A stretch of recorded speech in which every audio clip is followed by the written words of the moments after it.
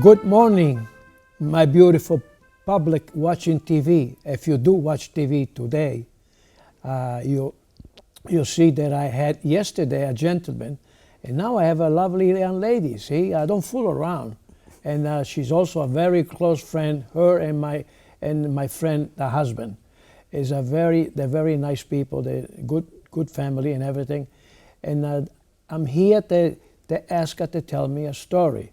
And I appreciate that you engage on Gino's show in Acton. I appreciate so much. I hope you enjoy the story that she will tell me, and I will let her and mention introduce herself, even though I know their name, their last name, where they live, and everything. Would you be kind enough to introduce yourself, young lady? Sure. My name is Mary Regan, and I own Wayside Kitchens in Littleton. And I've been friends with Gino for a long time. Jim and I are very good friends with him and Pam. And I really appreciate the opportunity to come and do the interview with you. This is fun. Thank you. Thank you for having me. And now you got to initiate the beginning and the end of the story. Why Gino invites you here? Okay. So Gino invited me because I own Wayside Kitchens, and he thought it would be a good opportunity for me to introduce myself to a different audience, his audience, and he wanted me to tell the story of how my business came about and what it is that we provide that is a good service for the community. So my name is Mary Regan, and again, I own Wayside Kitchens, and we are located right at the Littleton Common, across from the post office, pretty easy to get to. And we do kitchen renovations, and we do bathrooms as well. Okay, so first I'm going to talk about me a little bit and give you a little bit of my background. I moved to the United States in 1986. I was a nice young lady moving from the Dominican Republic. And I lived in New Jersey for a little while. Then I moved to Colorado, where I attended college, and I became an interior designer. Put myself through college as well too. And so during the time that I was in college, I decided that kitchens was my thing. Like, I loved working on kitchens. I did a kitchen internship, and I fell in love with the process. It gave me the opportunity to be more creative, and also to use my talents, my brain, basically, putting all these pieces together that you need to put together for a kitchen. So it was quite fun to do that. So I enjoyed it, and decided that that's what I was going to do. So I lived in Colorado, and then I met my husband, Jim. And of course, the rest is history. We fell in love, and he is originally from Massachusetts. And so ever since I met him, he just told me, I want to go back home to my family.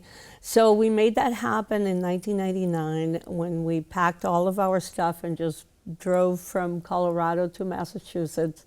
And we ended up in the Acton area because one of his brothers lives here. And so he still does. And so we created basically a business, in the Acton, Littleton, Westford area. And so we were running the business from the home, and decided that a little retail space became available in downtown Littleton, where we are. And we're like, let me find out, see if we can do a showroom. And sure enough, in 2008, we started with that, and created this really pretty, showroom, a one-room space at the beginning. And then later on, we purchased the building, and we have remodeled the place, pretty much the whole thing. So it's still very quaint, you know, very simple, but people get a good feel for the kind of work that we do and the quality of the cabinets and also the quality of our work. So it's really, really nice, and it's also so local that people love coming to our place. So now I can get into what we do with the kitchens. So I go and I meet with clients and I find out first, you know, what their needs are. What do they need the full kitchen remodeled? Do they need to move a window? Are they removing a wall? Are they needing new floors? You know, there's a lot that goes into a kitchen. So therefore, it's just a pretty complicated room to put. It's easy to take apart, but it's actually quite difficult to put it back together. Gino knows. He knows a little bit about construction. So. So it's like I said, it's really easy to take it apart, hard to put it back together.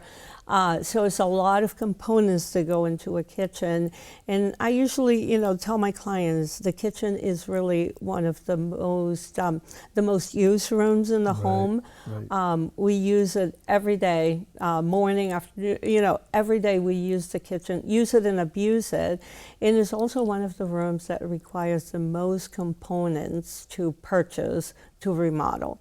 So cabinets are probably is the biggest cost, second to the construction portion of putting the whole project back together.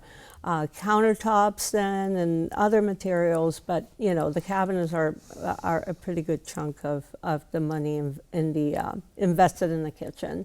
So I come in, I design the space, I give my clients a couple of ideas of how the space can be arranged so that so I improve the space. When I come in, you know, it's like they have an older kitchen, and it's like I just look for ways to improve it. Sometimes I get the freedom of, oh, we're moving walls, we're doing this, so it's great, but not everyone has that ability. So we work with many different budgets and different needs of people. So if you just need a kitchen, like come in, replace the cabinets just the way they are, we do that as well. That's easy. Yeah. So our business is located in downtown Littleton, and it was very critical to me and to my husband to be able to service the community around us. And Littleton, as we know, is a small town with multi families and different stages or different economic backgrounds, right? So we get the small houses by the lakes, you know, and then we get the bigger homes and whatnot. So we wanted to create a space where or a business where people could feel welcome and comfortable coming to us. People might perceive that we are, you know, like, oh my goodness, they're super high end, and we can be, but it depends on the project. You know, we really can work on any kitchen. A lot depends on how you do the project. Like, you know, if you keep it simple, then the budget stays simple. Or it also depends on how much work you need to do in the project, right? So, so it's really there's no hidden magic to it. We do have cabinetry that is made in the United States, which we are super proud of. And it's made in Missouri by a small town, and in a small town, and they actually pretty much hire everyone in town, so they all work for this particular company. It's a family-owned business. Beautiful. It doesn't necessarily mean that they're tiny. They're actually put out a lot of product, but it's we're very happy that we were able to find a good cabinet company that is made in the United States. So made in USA. Yeah. So that is super important to us. Yes. And so these days, so the next step would be to have the client review the design and pick, you know, which one they like, which is fun, part of, you know, fun in the to do. So then once they pick the layout they want, then I bring out all of my subcontractors, and they come, they look at the project, they determine like, okay, you're going to need this, you need that. The plumber looks at the under the sink, Right. See if the sink is vented. You know, it's the whole thing is a reality check. Like if you haven't done anything to your home, You have to redo it. in 40 years or 50 years, You have to 30 change years, it's like the codes have changed, everything has changed, and we're updating. So Yeah. we're updating a lot of that stuff that hasn't been kept up with, which is fine. Yeah, But it's just like understanding that we are ruled by building codes and so Right. forth, and we have to abide by them. That's true, yeah. So the electrician then comes in also, and we go over like, okay, what do they want for lighting? You know, how much upgrading does it need to happen? Do you need a panel upgrade, because kitchens, you know, can require a panel upgrade. Yes. So it's a lot of different factors, and then we figure out what it's going to take for the carpentry work and if it's plastering, painting. You know, it's like to make one of those kitchens Comfortable. look really nice. You know, it's like it does require quite a few trades. It's the Yes. same for bathrooms. It's Yes. just that the space is smaller, but you need just about everyone that you need in a kitchen renovation. You also need in a bathroom renovation, true. and so it's like, and it's a tighter space. But then you need tile work. No cabinets so much, but you need the tiles, you know. So, and then the plumbing and so forth. So Electricity, it yeah. is also it's the second most expensive room to remodel in a home. So then we put together a comprehensive estimate of the project, what it's going to cost to do it, based on the materials and also based on realistic labor. Yes. There's a few contractors generally just go to the project and they give you a ballpark figure. Yes. And they say like, okay, it's going to be this much. You go into agreement, Yeah. and then that's when they start, you know, kind of looking more deeply into what have is to do. required. We decided a long time ago, it's like we want to be upfront as much as possible. And granted, you know, things are hidden behind the walls or under the floors that we have no control over, but we do try to eliminate a lot of those issues by bringing the professionals to look first, Right. and then we put together the bid for the project. So then we review. Yes. And if we go into agreement that we're going to move, that the client is going to move forward with the project, then that's when we order the cabinets and get a deposit on that, and so that whole process. And then the cabinets are ordered, and normally they take about 4 to 6 weeks to come in. Lately with COVID, the lead times are a little longer. They have been brought down to 9 weeks, which is excellent for the industry. So we're very happy about that. But and then after the cabinets arrive, then we go into the construction phase. That's when we pull the permits, we do all the prep work, and remove the old kitchen. And then we recommend that people set up a kitchen. They don't have to move out of the home. However, it's not that simple to live through a kitchen renovation. So we don't tell them to move, but we do ask them to set up a kitchen, like in a temporary little thing. space, you know, like with your toaster, Yeah, your yeah, microwave. yeah. Coffee maker, like things that you use, you Right. know, in the mornings especially. So we recommend that you set up a little kitchen. The fridge, you know, we keep it plugged in so that you don't spoil all your the stuff in the fridge. Right. So that is, you know, pretty easy. And then we start construction. And generally most projects take, you know, depending on what you're doing for floors, like if Right. you're doing wood floors or tile floor, and that needs to be redone, you know, it can add, you know, 2 or 3 weeks, you know, to the project, just because we don't cut corners, we do the job right. So if it's wood floors, you know, they take so long to put in and also to refinish. Right. And the same with the tiles, all the prep work, drying time. You don't want people walking on them, once they get done, and they're so pretty. They have pretty, to wait. right? They have to wait. So then the construction, depending on the scope of the project, they can take anywhere from 2 months to 6 months, or even 9 months, in some cases. Sometimes those projects that take that long too, they include more than the kitchen. We are general contractors, but our main goal is not general contracting. Our projects begin with a kitchen or a bathroom, so that and then from makes there, us different. if they make some adjustment, they say, can you do this for us? They do that. When they see the kitchen, then they say, oh, let's do this, let's do that. Might as well do it all at once. Exactly. So that's what happens. And sometimes, you hear these stories about, oh, my project cost so much, and it's not necessarily all the kitchen, is that they added other things to the kitchen. Because they like to see nice and they look good. People come in and say, ooh, that's beautiful, isn't it? What a beautiful job. Who did it? Yes. And then they say, well, this young lady did it. Right there, you go see her. Yes, Go see Maria.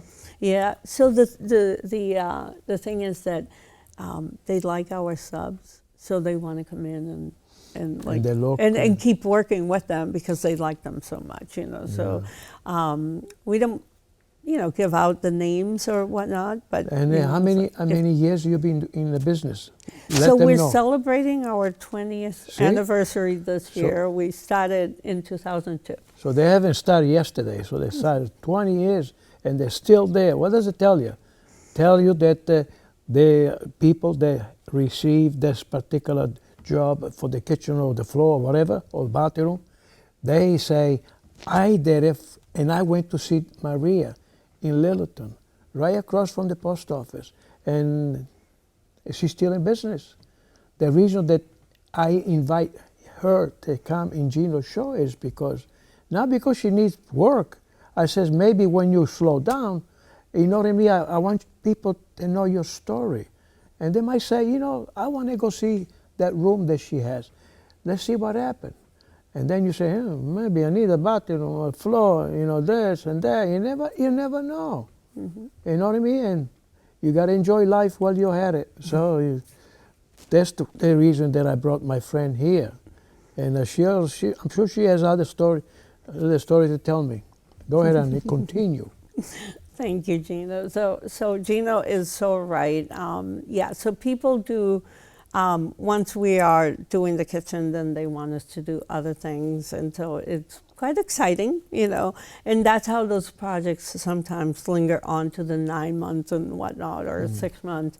Because realistically, if you are, you start off with the kitchen, but then you're doing that other room, it's like it just adds time and material and more money to the scope of the work. So it's there's no secrets really in construction, to be quite frank. That I have learned, over all these years, is like it's a lot of common sense, and people like nice projects, like Absolutely. In the end they. So one time I asked Jim, I go, so Jim, I was trying to do like a little marketing campaign. Mm-hmm. I go, Jim, tell me what do people say to you about what they like about the kitchens, when we finish doing the kitchens? He goes, well, one of the things they tell me is how much they love the kitchen. So they repeat. And they just cannot believe that they waited so long to do it, because it was such a fun project, and they're like loving it. They're opening doors, opening drawers, and just like, oh my God, I can't believe it. I have so much room in my kitchen now. I can't believe how much bigger it feels. So it's kind of funny. So for the longest time, I had that like a little slogan on my van that said, like, if you want to love your kitchen, call us. call you, yeah. Hey, I like that. If you love your kitchen, call Maria and Jimmy. They will fix it for you. Yeah. They will make it beautiful. Oh, and I've seen many jobs that they did, and that's why I'm so proud of her. No, thank you. Not only about Maria, but my friend Jimmy too. Yeah. Because she's got it right up here, and Jim does the work. So, and he said, "Yes, honey, I like that." And I He heard tells me stories from the job site, right? Gina touched on something, and that is my husband Jim. He's a critical part of our business. He is the guy with the patience of a saint at the job sites, and he does the installations. Right now, we're beginning to hire a team to help him, so that he's not responsible for every single job. But I tell you, we have found these two amazing carpenters who,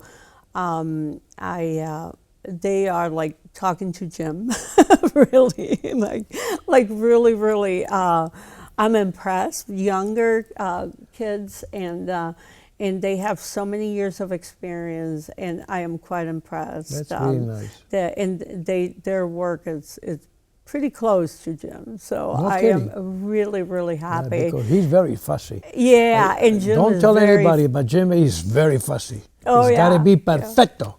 So yeah, so that's the thing that it's been hard for us, is like, because we'd like to be involved. Like, we are involved with every one of our projects. I go to the job site, or I'm hand holding, I'm managing, I'm doing. We do everything, pretty much. And so for the longest time, I've been wanting Jim to do some portions of it, like the project management. Yeah, yeah. And it was hard to let go of that, and to just have him. But he has so much knowledge of the construction and what needs to happen and how things need to move forward, that he would make a great manager also.